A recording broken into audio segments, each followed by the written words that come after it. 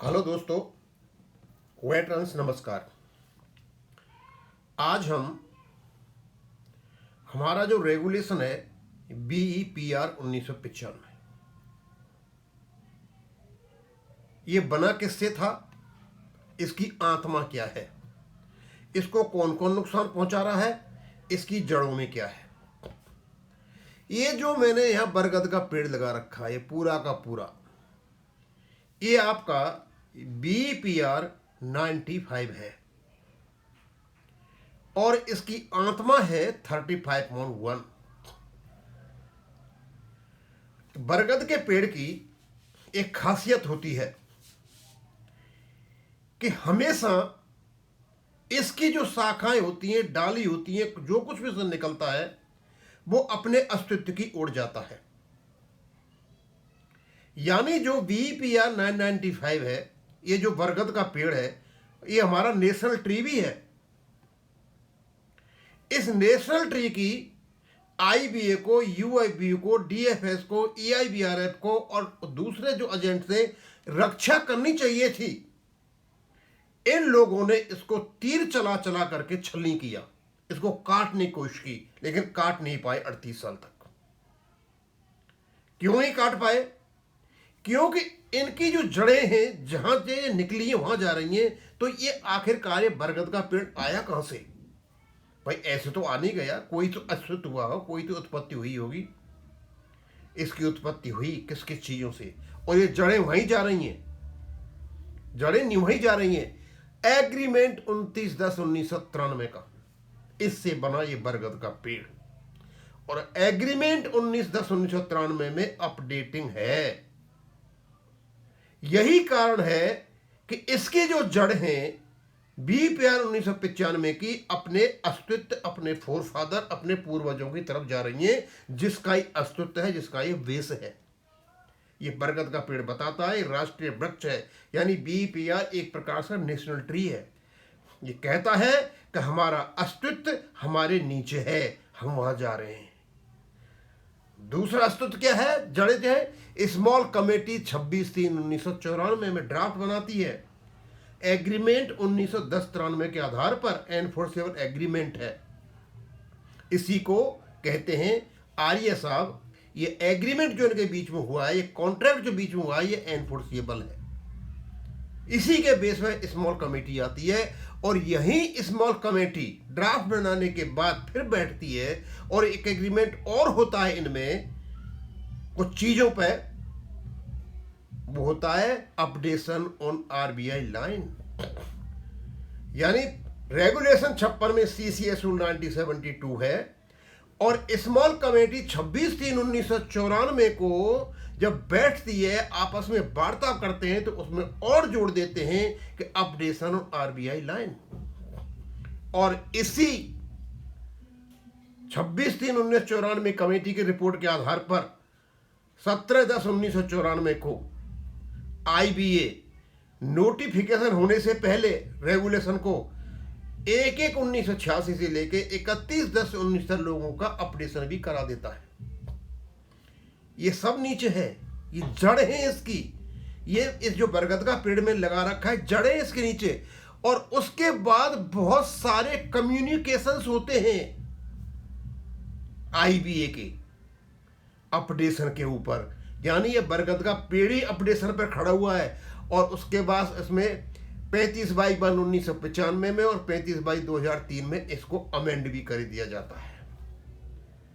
यानी ये जो बरगद का पेड़ बना हुआ है, यानी ये हमारा जो रेगुलेशन 1995 में बना हुआ है, BEPR बना हुआ है, इसकी जड़ों के नीचे क्या है, इसमें बेस में क्या है, इसके बीच नीचे एग्रीमेंट है, इसकी स्मॉल कमेटी की रिपोर्ट है। इसके बाद फिर ड्राफ्ट बनने के बाद जो बैठे हैं, उसके पीछे RBI लाइन पे पेंशन अपडेशन है। इसके बाद IBA के डिफरेंट प्रकार के कम्युनिकेशन हैं। इसमें रेगुलेशन 35.1 है, 2003 में अमेंडमेंट है। ये सब की सब, और ये सारी जड़ें इससे नीचे जा रही हैं। क्यों जा रही हैं?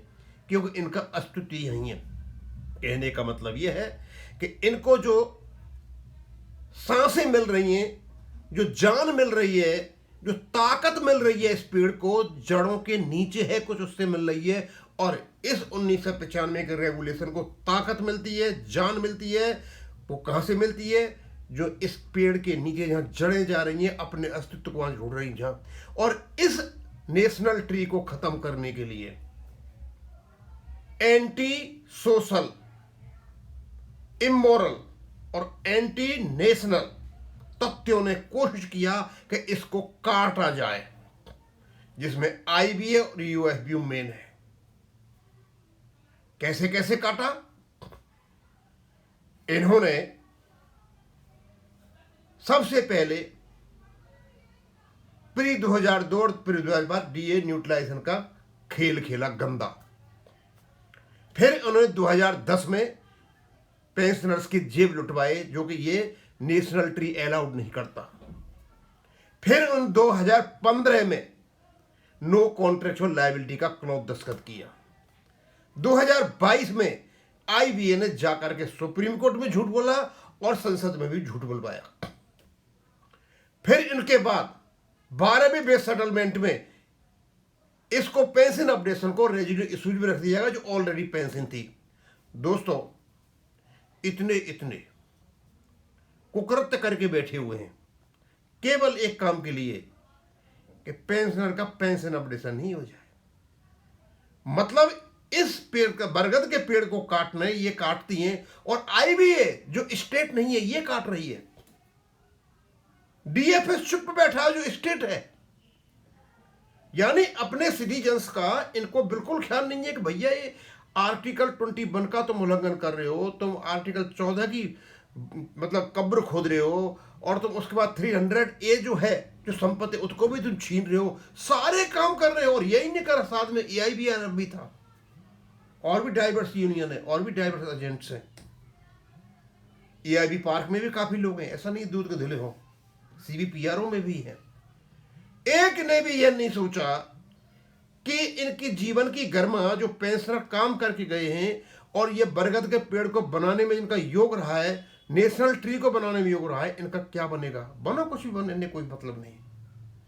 दोस्तों, इस चित्र को देखने के बाद मैं ये समझ सकता हूं कि शायद पूरा ही रेगुलेशन समझ में आ गया होगा।